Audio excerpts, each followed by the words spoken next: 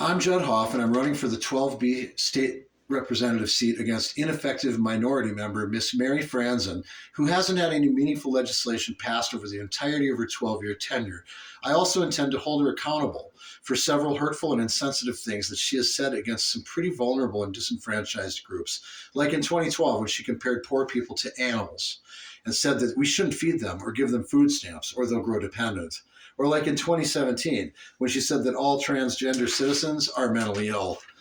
Our local conservative so-called news agencies all gave her a pass over these outrageously bigoted remarks, but I won't, and this campaign won't either. She doesn't know anything about the individuals in these groups that she maligns so flippantly. And speaking of maligning others flippantly, here's a little something that you probably don't know about Miss Franson, my neighbor.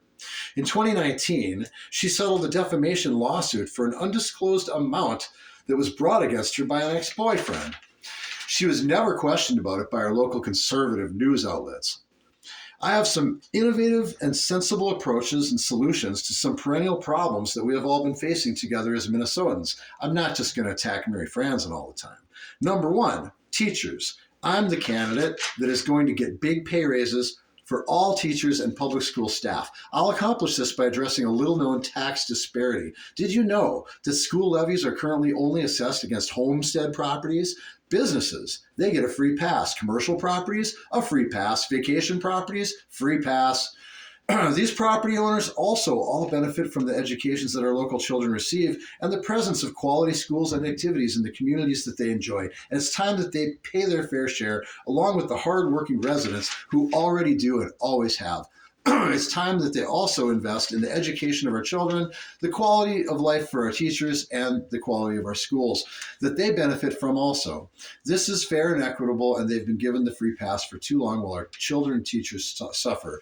I'd like to also issue new tire vouchers in the fall to low-income legal drivers who qualify.